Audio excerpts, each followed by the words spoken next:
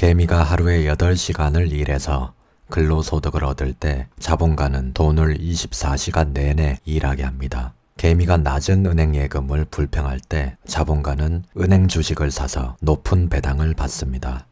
개미는 AI가 일자리를 대체할 거란 불안감에 빠질 때 자본가는 AI 선두기업 주식을 사서 자산을 불립니다. 자본가의 관점으로 세상을 바라보면 경제적 자유가 훨씬 빨라집니다. 안녕하세요, 라이크북입니다. 오늘 소개할 책은 당신의 주식 투자는 틀렸다. 지은이는 성세영, 출판사는 길벗 출판사입니다. 자본주의 사회에서는 자본을 얼마나 빠르게 이해하느냐가 성공의 지름길입니다. 워런 버핏은 잠자는 동안에도 돈이 들어오는 방법을 찾아내지 못한다면 당신은 죽을 때까지 일해야만 한다 라고 말했습니다. 워런 버핏은 11세에 이 사실을 알고 투자를 시작했습니다. 잠자는 동안에도 돈이 들어오게 하는 가장 손쉬운 방법은 바로 주식 투자입니다. 2050년에는 대부분의 일자리를 AI 자동화 기기가 대체할 것으로 보는 미래학자들도 많습니다. 그 전에 반드시 자본가가 되어야 합니다. 일자리가 필요 없는 시대가 다가오는 와중에 코로나19가 창궐하면서 AI 자동화가 더욱더 가속화되고 있습니다. AI 자동화가 일자리를 빠르게 대체할수록 자본가의 부 역시 빠르게 늘어납니다. 일자리가 사라질수록 노동자의 임금을 올려줄 필요가 없고 이렇게 아낀 돈이 주식회사로 이전되어 주가가 상승하기 때문입니다. 그러므로 상승하는 주가를 그저 바라보기만 할 게 아니라 우리도 주식에 투자해서 자본가가 되어야 합니다. 독점 기업이란 하나의 기업이 한 산업을 지배하는 시장 형태입니다. 독점 기업은 가격과 수량을 마음대로 조절이 가능해 주주 수익을 극대화할 수 있습니다. 세계화로 인해서 기업의 경쟁이 심화하자 국가들은 자국의 산업을 보호하기 위해 1산업 1기업을 용인하고 있습니다. 기아차를 인수한 현대차의 현재 점유율은 80%이고 아시아나항공을 인수한 대한항공의 현재 점유율은 65%입니다. 대우조선을 인수한 현대중공업의 현재 점유율은 70%입니다. 한진해운 파산으로 대한민국에서 독점 원양 컨테이너 선사가 된 HMM도 있습니다. 글로벌 산업에서는 치열한 경쟁 끝에 소수의 기업만이 살아남는데 코로나19로 인해 그 속도가 더욱 빨라지고 있습니다. 반도체 업종의 D램만 봐도 10년 전에는 삼성전자, SK하이닉스, 엘피다, 마이크론, 도시바 등 많은 업체가 있었지만 M&A를 통해서 이제는 삼성전자, SK하이닉스, 마이크론만 살아남았습니다. 앞으로 자동차, 핸드폰을 비롯한 대부분의 업종에서 글로벌 독과점 기업이 나타날 확률이 높습니다. 그렇기에 수익성이 높은 글로벌 독과점 기업들의 주식을 매수해서 자본가가 되어야 합니다. 글로벌 독과점 기업 SK하이닉스의 주가는 2008년 만원을 기준으로 2021년에는 13만 7천원까지 올라 약 1300%의 수익이 났습니다. SK하이닉스는 D램에 특화되어 있는데 D램 가격이 사상 최고치를 달리면서 글로벌 반도체 독과점 기업들의 수익이 급증하고 있습니다.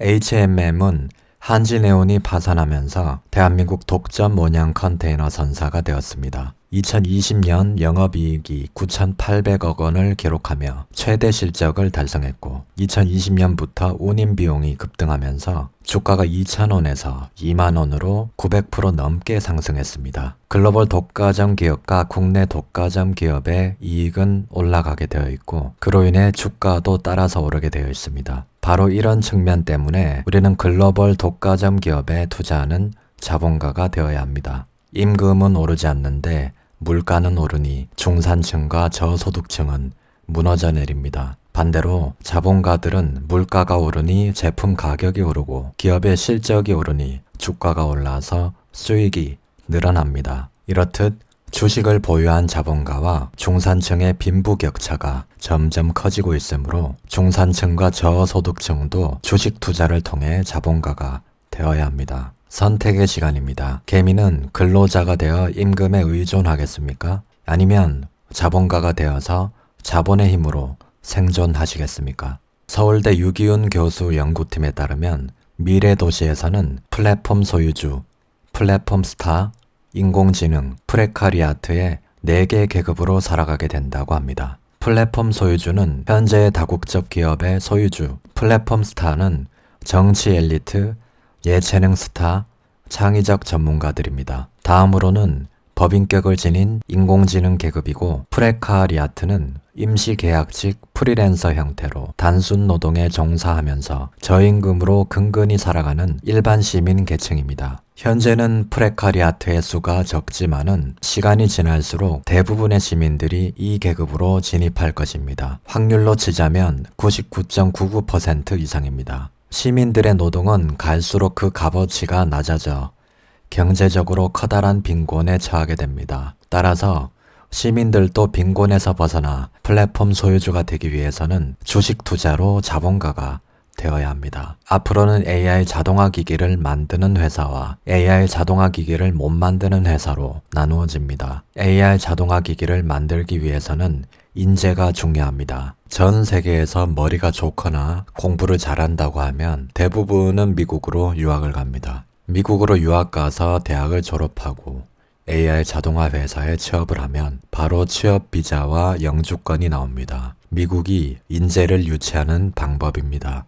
우리가 매일 이용하는 인터넷, 인공위성 GPS도 미국의 국방기술에서 탄생했습니다. 자율주행 기술도 마찬가지입니다. 현재 로봇 병사도 나왔는데 민간에서는 앞으로 자율주행차가 집까지 운전하고 로봇 병사가 택배를 안전하게 집까지 배달해주는 서비스를 기획 중입니다.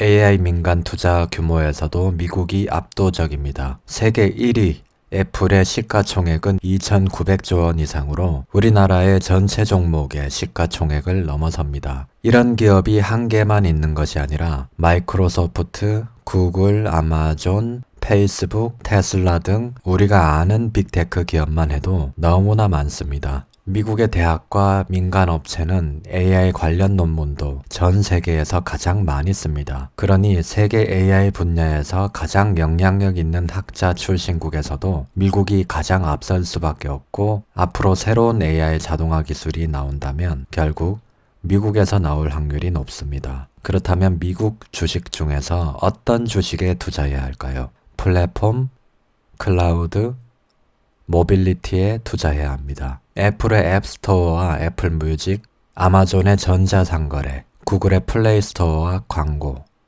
페이스북의 페이스북과 인스타그램, 테슬라의 자율주행, 디즈니의 디즈니 플러스, 월마트, 비자, 마스터카드, 넷플릭스는 모두 강력한 플랫폼을 가지고 독점적 지위를 발휘합니다. 핸드폰 OS 업체는 실질적으로 애플의 앱스토어와 구글의 플레이스토어 뿐입니다. 이 두 업체는 우리가 유료로 앱을 결제할 때마다 30%의 수수료를 받습니다. 후발 업체가 들어오기도 힘든 구조를 가지고 있습니다. 모빌리티는 이동을 편하게 하는 것입니다. 자율주행 자동차, 드론 택시 등 모두 모빌리티입니다. 테슬라는 전 세계 도로의 정보를 모으고 빅데이터 기업으로 발전하면서 단순히 전기차를 넘어서 모빌리티 기업으로 나아가고 있습니다. 이 모든 정보를 담고 있는 것이 클라우드입니다. 모든 정보가 중앙 컴퓨터로 모이고 이 정보를 활용해서 수익을 내고 미래를 예측합니다.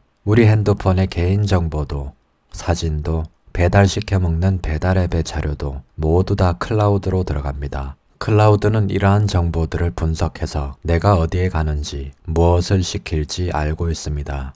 빅데이터를 분석하는 기업들의 가치는 이미 엄청나게 높습니다. 이렇듯 세상의 모든 정보가 클라우드로 들어가고 결국엔 클라우드가 빅브라더가 될 것입니다. 그러므로 플랫폼, 모빌리티, 클라우드에 강한 미국에 투자해야 합니다. 에어비앤비에는 호텔이 없지만 호텔 산업을 무너뜨리고 있습니다. 우버에는 택시가 없지만 택시 산업을 무너뜨리고 있습니다. 구글에는 신문과 방송국이 없지만 검색으로 광고 시장을 장악하고 있습니다. 넷플릭스에는 비디오 대여점이 없지만 대여점을 없애버렸습니다. 네트워크 효과의 확장성으로 다 무너뜨리고 있는 것입니다. 넷플릭스는 한국 시장에 진입하자마자 바로 1위를 차지했습니다. 이들이 일단 들어오면은 토종 기업들은 사실상 버티기가 쉽지가 않습니다. 구글, 유튜브, 페이스북, 인스타그램, 넷플릭스 등은 이미 막대한 콘텐츠를 확보해서 후발주자가 나온다고 해도 이용자가 형성되지 않습니다. 그래서 계속 독점적 체계를 유지할 수 있는 거죠. 따라서 독점화되고 있는 글로벌 플랫폼 기업에 투자해야 합니다. M&A를 잘할수록 기업의 경쟁력은 올라갑니다. 같은 업종의 기업과 M&A를 하면 중복 투자를 줄이고 시장 점유율을 올려서 수익을 올릴 수 있고 새로운 기술을 도입해서 경쟁력을 강화할 수 있습니다. 그래서 M&A가 활발한 국가일수록 경쟁력이 생깁니다. 구글은 2003년부터 애드센스, 유튜브, 구글 지도를 인수하고 2005년에는 안드로이드 OS를 인수하면서 모바일로 진출했습니다. 페이스북은 인스타그램을 인수했고 아마존은 클라우드 사업을 강화하는 방향으로 M&A를 진행했습니다. 주식 투자를 미인 선발 대회라고도 합니다. 내가 보기에 좋은 주식보다 남들이 좋게 보는 주식을 선택해야 오르기 때문입니다. 그래서 앞으로도 자본시장이 개방될수록 돈은 미국 시장으로 흘러 들어가게 되어 있습니다. 글로벌 독과점 기업이 되면 수익이 증대되고 주가가 올라서 자연스럽게 S&P 500에 속하게 됩니다. 따라서 S&P 500 ETF에 투자하면 자연적으로 글로벌 독과점 기업에 투자하는 셈이 됩니다. S&P 500은 전 세계 글로벌 독과점 기업들의 집합소입니다. S&P 500 대표 기업들을 살펴보겠습니다. 애플, 마이크로소프트, 아마존, 페이스북, 구글, 테슬라, 존슨앤존슨, 비자, 마스터카드, 월트 디즈니, 프록터 앤 갬블, 엔비디아, 어도비, 화이자, 페이팔, 코카콜라, 펩시, 인텔 등이 있습니다. 다들 이름만 들어도 뭘 하는 회사인지 알고 있을 정도로 세계적으로 유명한 회사들이 포진되어 있죠. 이런 기업들은 전 세계를 상대로 엄청난 돈을 벌어들이고 있습니다. 따라서 다양한 글로벌 독과점 기업에 투자하는 미국의 S&P 500 ETF를 매수해야 합니다. 미국의 이러한 기업들은 이미 전 세계적으로 글로벌 독과점 지위를 누리면서 가격을 결정하고 주주 수익을 극대화하고 있습니다. 대표적인 S&P 500 ETF인 VOO ETF에 2011년 9월 1만 달러를 투자했을 시 2021년 9월에는 4만 6천 달러가 되어 수익률은 364%가 됩니다. S&P 500에 새로운 기업이 포함되면 가장 하위에 있는 500위 종목이 빠지게 됩니다. 작년에 테슬라가 6위로 편입했는데 페이스북 다음으로 편입되었습니다. 이렇게 자동으로 물갈이가 되니 항상 경쟁력 있는 기업에 투자하게 되는 셈입니다. 배당도 매년 나옵니다. 필자의 경우 작년에는 투자 금액 대비 1.5% 정도 나왔습니다. 매년 배당이 나오면 재투자할 수도 있는데 그러면 복리로 수익을 창출할 수 있습니다. 개별 기업에 투자하면 기업의 생존하는 기간이 짧아서 계속 감시하고 체크해야 하는데 이것이 불가능할 경우에는 장기로 투자하더라도 손실이 날 수 있습니다. 하지만 S&P 500 지수에 투자하면 보다 손쉽게 장기 투자가 가능합니다. 2006년 5월 워런 버핏은 S&P 500 ETF의 수익률이 펀드 매니저가 운용하는 헤지펀드 수익률보다 높을 것이라는데 100만 달러를 걸겠다며 인터뷰를 했습니다. 2008년에 시작한 이 승부는 2017년 S&P 500 ETF의 압승으로 끝났습니다. S&P 500 ETF는 수익률 85.4%를 기록하며 프로티지 파트너스의 수익률 22%를 큰 차이로 이겼습니다. 전 세계적인 인재들이 모여있는 헤지펀드들도 이렇듯 앞으로 성공할 기업을 예측하기 어려움을 알 수 있습니다. 설령 예측한다고 해도 주식 매수를 결정하기가 쉽지가 않습니다. 성장주는 고평가되었다고 생각하기 쉽기 때문입니다. 따라서 아무것도 예측하지 않고 시가총액 비율대로 매수하는 S&P 500 ETF의 수익률이 더 높습니다. S&P 500 ETF에 투자하는 게 단기적으로나 장기적으로나 수익률이 높다고 아무리 이야기를 해도 개미들은 이왕 주식 투자를 하는 거 수익이 2배는 나야 하는 것 아니냐고 흔히 말합니다. 목표가 1년에 2배다 보니까 변동성이 큰 주식에 투자해서 오르면 따라 사고 내리면 손절을 하니까 매매도 자주 하게 됩니다. 그러면 단기적인 수익률은 높을 수 있지만 장기적으로는 매매 비용으로 다 나갑니다. 11세부터 90세까지 80년을 투자해서 세계적인 부자가 된 워런 버핏의 연평균 수익률도 21%입니다. 개미들도 기대 수익률을 낮추고 워런 버핏처럼 보유 기간을 길게 가져가는 방법으로 투자해야 합니다. S&P 500 지수의 수익률은 연평균 11.5%이고 워런 버핏의 수익률은 21%입니다. 우리가 워런 버핏처럼 수익률을 올리려면 주식을 열심히 공부하는 방법도 있지만 그 방법은 너무나도 어렵습니다. 투자금을 올리는 방법도 있습니다. 내가 좋아하는 일을 더욱더 열심히 해서 원래는 100을 투자할 것인데 소득을 늘려서 200을 투자한다면 수익률이 낮아도 수익금은 높아지는 겁니다. 투자금을 늘려서 수익금을 높여야 합니다. 몇 주를 가지고 있느냐에 따라서 수익금에는 많은 차이가 납니다. 즉, 주식 수량을 모아가는 투자를 해야 합니다. 주식 투자는 기업과 동행하는 것입니다. 예를 들어 애플, 마이크로소프트, 아마존, 구글 등과 동행하는 것과 같습니다. 그러므로 최대한 많은 수량을 모아가며 동행하는 것이 중요합니다. 주식을 가격으로 보니까 10%만 벌면 좋다고 팔고 여행 가고 쓰고 10%만 떨어지면 손절을 하고 술 마시고 하느라 결국에는 버는 게 없습니다. 가격으로만 보니까 조금만 수익이 나도 팔고 더 싼 주식을 찾아서 떠납니다. 이런 식으로 투자를 하면 당연히 복리 수익률도 올릴 수가 없습니다. 하지만 주식을 가격으로 보지 않고 수량으로 보면 기업들과 동행할 수 있습니다. 아마존의 제프 베이조스, 구글의 레리 페이지, 버크셔 해서웨이의 워런 버핏과 함께 할 수 있다면 과연 10% 벌었으니 고마워요. 나는 이제 떠날게요. 라고 할까요? 대부분 평생 함께 하자고 내 자산을 대신 투자해 달라고 매달릴 겁니다. 주식을 가격으로 보지 말고 수량으로 보면 제대로 투자할 수 있습니다. 적립식으로 장기 투자를 하는 사람에게 언제 사는지는 중요하지 않습니다. 만약 고점에서 사더라도 긴 시간을 두고 적립식으로 매수를 한다면 평균 단가는 결국 맞춰지게 되고 수익으로 전환이 됩니다. 고점에서 산 경우와 횡보 구간에서 산 경우 차트 사진을 한번 보도록 하겠습니다. 이거는 S&P 500을 고점 구간에서 매수한 경우인데 고점에서 매수를 하더라도 적립식으로 매수를 했기 때문에 평균 단가는 저절로 맞춰지게 되고 길게 보고 투자를 하면 결국 수익으로 끌고 나갈 수가 있게 되는 겁니다. 그리고 이거는 S&P 500의 횡보 구간에서 매수한 경우인데 이거 같은 경우에도 계속 적립식으로 매수를 해나갔기 때문에 지수의 상승 흐름을 다 먹을 수 있게 됩니다. 대신에 꽤나 오랜 기간 장기 투자를 하면서 기다릴 수 있어야 이런 수익을 다 먹을 수 있는 거죠.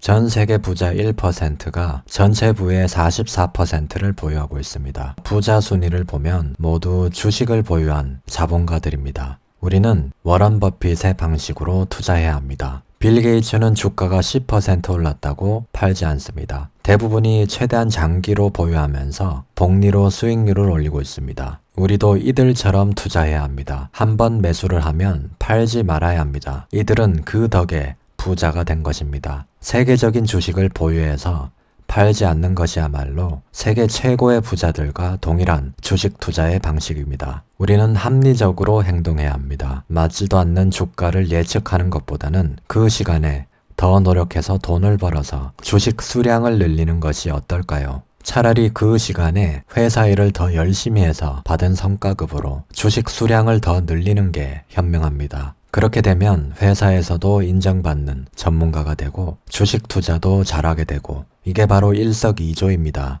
우리가 통제할 수 있는 건 주식 수량을 늘리는 일뿐입니다. 투자는 인생의 동반자입니다. 애플, 마이크로소프트, 아마존, 구글과 함께 힘든 세상을 같이 가는 겁니다. 대대손손 자식들에게 물려주는 것이기도 합니다. 진정한 투자는 나보다 똑똑한 천재들이 24시간 운영하는 세계 최고 기업들과 동행하는 것입니다. 세계 최고 기업들이 성장하면 나도 결국 같이 성장합니다. 이렇듯 위대한 기업과 같이 동행하는 게 투자입니다. 이렇게 투자하면 주가가 오르든 내리든 상관이 없습니다. 오히려 내리면 더 저렴하게 살 수 있는 기회로 생각하고 추가로 매수할 수 있죠. 팀 쿡과 빌 게이츠, 제프 베이조스, 일론 머스크와 동업하는데 바로 팔까요? 아니면 50년간 투자해서 최대로 수익을 낼까요? 저라면 영원히 함께 하겠습니다.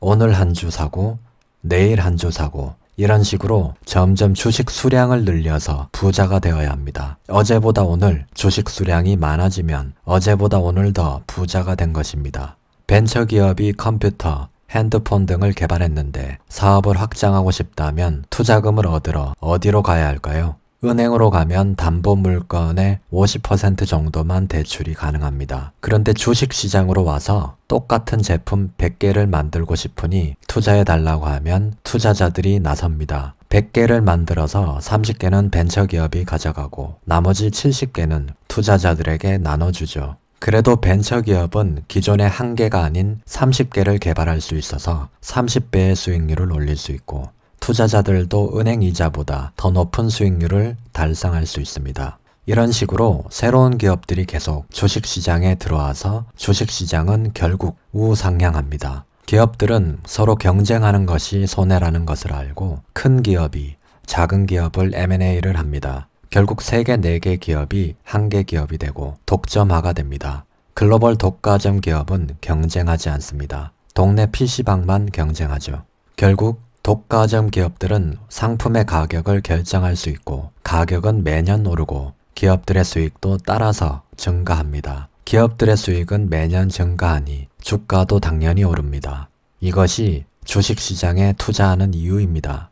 위기가 오면 각국 정부는 소비가 위축되지 않게 계속 돈을 풀었고 이번 코로나19 위기에도 주가는 급반등했습니다. 따라서 경제 위기는 한편으로 주식의 매수 기회가 되기도 합니다. 결국 주가는 정부가 돈을 푸는 동안에는 계속 올라가게 되어 있습니다. 그런데 서민들의 일자리는 코로나19로 인해 단기 일자리든 계약직이든 다 없어졌습니다. 정부에서 돈을 푸니 물가가 더 올라서 서민들은 더욱더 살기가 어려워졌습니다. 반면에 주가는 코스피가 1500에서 3000까지, S&P 500은 2250에서 4500까지 100% 오르면서 주식을 가진 자본가들의 수익은 늘어났습니다. 이것이 우리도 투자해야 하는 이유입니다.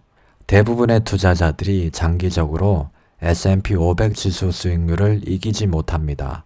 따라서 S&P 500 지수에 투자하면 높은 수익률을 올릴 수 있습니다. 워런 버핏과 피터 린치는 대단한 투자자들입니다. 결과론적인 이야기지만 이들처럼 주식에 장기로 투자해서 보유했다면 아마도 역사적인 수익률을 올렸을 겁니다. 피터 린치의 마젤란 펀드는 운용하는 동안 무려 2700%나 올랐습니다. 그러나 이상하게도 고객들의 50%는 손실을 봤습니다. 폭락에 팔고 급등에 따라 샀기 때문입니다. 반대로 수익이 난 사람들은 보유 기간을 길게 가져간 사람들이었습니다. 주가를 예측하려 하지 않고 장기로 들고 간 투자자들이 오히려 큰 돈을 벌었습니다. 이번 코로나19 때도 코스피 지수가 1500에서 3000까지 왔습니다. 개미는 이 기간에 투자해서 100%의 수익률을 달성했을까요? 우리는 주가를 예측하려 하지 말고 항상 그리고 장기간 투자해야 합니다. 최대한 보유 기간을 길게 잡고 투자를 해야 지수의 수익률을 최대로 얻을 수 있습니다. 사놓고 다른 일을 하는 것이 최선입니다. 타이밍을 잘 맞추기는 불가능하니 그냥 적금처럼 사면 됩니다. 기계처럼 매일, 매달 일정하게 사는 겁니다. 그러다가 금융위기 때처럼 저렴하게 사면 좋은 것이고 하루라도 빨리 사야 복리 효과를 누릴 수 있습니다. 지금 매수해서 대대손손 투자하세요. 워런 버핏도 후회한 적이 있습니다. 11세 때부터 주식을 매수했는데 5세 때부터 매수했으면 좋았을 거라며 후회했다고 합니다. 폭락하고 나서 반등할 때 가장 많이 오르는데 다들 반등할 때는 수중에 주식이 없는 경우가 많습니다. 그래서 항상 투자해야 합니다. 언제 오를지 맞출 수 없기 때문입니다. 항상 보유해야 수익률이 높기 때문에 금융위기가 오더라도 흔들림 없이 보유할 수 있는 종목인지가 중요합니다. S&P 500 지수는 상위 500개 기업에 투자하므로 경제 위기가 와도 항상 보유할 수 있습니다. 5, 60대가 가장 많이 후회하는 것은 바로 주식을 너무 빨리 매도했다는 것입니다. 내가 그때 삼성전자를 얼마에 샀는데 얼마에 팔았습니다. 라는 것이죠. 다들 삼성전자를 한 번씩 샀습니다. 그런데 수익 난 사람은 별로 없습니다. 삼성전자로 돈을 벌면 신문에 나옵니다. 어떤 택시기사님이 월급을 받으면 무조건 삼성전자만 사서 결국에 부자가 됐다는 기사가 거의 전부이다시피 합니다.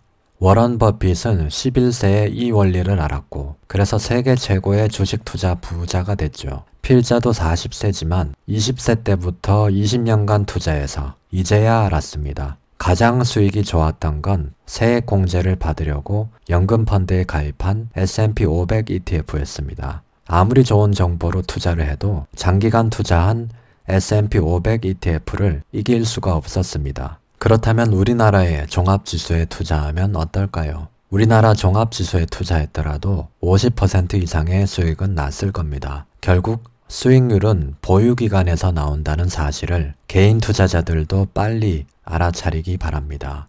보유기간을 늘려서 장기 투자하는 투자자에게 공매도는 선물을 가져오는 반가운 손님입니다. 단기 투자자에게는 주가를 하락시켜 주가 손실을 주지만 장기 투자자에게는 저렴하게 살 수 있는 기회를 줍니다. 기업과 동행한다는 믿음으로 사야 합니다. 그래서 S&P 500 지수가 매력적입니다. 조정이 와도 횡보가 와도 자녀 세대까지 투자가 가능합니다. 복리의 수익률을 최대한 활용하려면 최대한 빨리 투자해야 합니다. 개미가 자본가에 비해서 더 가진 것은 바로 시간입니다. 2030 세대도 복리를 이용하면 충분히 자본가가 될 수 있습니다. S&P 500 지수는 2008년 금융위기 때부터 2021년까지 연평균 13%가 올랐습니다. S&P 500 지수에 투자 시 10년간 연복리 13%일 때 원금 대비 자산은 3배가 되지만 50년 장기로 투자하면 450배가 됩니다. 그러니 한 살이라도 빨리 투자를 시작해야 합니다. 워런 버핏이 말했죠. 복리는 언덕에서 눈덩이를 굴리는 것과 같다. 작은 덩어리로 시작해서 눈덩이를 굴리다 보면 끝에 가서는 정말 큰 눈덩이가 된다. 나는 14살 때 신문 배달을 하면서 작은 눈덩이를 처음 만들었고 그 후 56년간 긴 언덕에서 이것을 아주 조심스럽게 굴려왔을 뿐이다. 삶도 눈덩이와 같다. 중요한 것은 습기 머금은 눈과 긴 언덕을 찾아내는 것이다. 실제로 워런 버핏은 11살 때부터 투자를 해서 90세까지 80년간 아주 조심스럽게 손실을 최소화하며 투자했고 지금도 투자하고 있습니다. 결론적으로는 큰 수익보다는 손실 최소화가 더 중요하고 변동성이 낮아야 장기적으로 고수익을 창출할 수 있습니다. 주식 투자는 단기적으로 보면 변동성이 크지만 장기적으로 보면 변동성이 낮아지고 수익률은 높아집니다. S&P 500 지수에 투자를 하면 어떤 기업이 10년 후 50년 후에도 생존할지 말지 신경 쓸 필요가 없습니다. 잘하는 기업은 편입을 하고 못하는 기업을 매도하여 항상 상위 500개 기업에 자동으로 투자하는 시스템이기 때문입니다. 팬데믹 같은 위기가 닥쳐서 주가가 출렁이면은 공포심이 극에 달하죠. 시장의 관점에서 결국 시장은 극복할 것이고 주가는 오른다고 생각하면 흔들림 없이 보유할 수 있습니다. 자녀들에게 투자 철학을 가르쳐주면 어떻게 해야 할까요? 투자로 보여주는 방법이 좋습니다. 그래서 1세 때부터 자녀 명의로 월 적립식으로 투자하다가 자녀가 회사에 입사할 때인 30세 무렵에 계좌를 주면 자녀는 보유기간이 길수록 투자 원금보다 투자 수익이 더 커져 목돈이 된다는 사실을 알게 됩니다. 그러면 그때부터는 자녀가 투자를 시작할 것입니다. 자연히 투자 철학도 물려주게 되겠죠. 그 다음 자녀들도 똑같은 방법으로 투자를 시작하여 이제는 대대손손 투자를 시작하게 될 겁니다. 부자들은 부자가 되는 과정은 지루하고 오래 걸린다고 이구동성으로 말합니다. S&P 500 지수에 투자를 하면 지루하고 오래 걸리는 것이 당연합니다. 재미에 속지 말아야 합니다. 워런 버핏의 유언장에 자산의 90%를 S&P 500 지수에 투자하고 나머지 10%는 유동성을 위해서 미국 단기 채권에 투자하라고 했습니다. 보통 개미 투자자들은 생업과 투자를 병행하기 때문에 시간이 별로 없습니다. 회사도 다녀야 하고 종목도 분석해야 한다면 효율적으로 투자하는 방법도 생각해 봐야 합니다. 종목 분석할 시간에 생업을 더 열심히 해서 소득을 올리고 올린 소득으로 S&P 500을 매수하면 더 많은 수익이 생깁니다. 투자는 여유 자금으로 해야 횡보나 하락 시에도 버틸 수 있습니다. 우리 목표는 장기적으로 투자할 수 있는 상품에 투자하는 것이고 매도하지 않아도 되는 상품을 계속 가져가는 것입니다. 폭락장에서 여유 자금으로 투자한 사람들은 주식을 계속 보유할 수 있습니다. 2008년 말 지수가 900일 때부터 보유한 사람들은 2021년 지수가 4,500까지 올라 400% 넘게 수익을 남기고 있습니다. 영끌과 비투를 하면 토끼처럼 빠르게 목표를 달성할 것 같지만 느릿느릿 가는 거북이처럼 꾸준히 투자하는 것이 결국 수익을 남기는 방법입니다. 따라서 장기 투자를 하려면 여유 자금으로 투자해야 합니다. S&P 500은 단순하게 예금처럼 계속 매수하면 됩니다.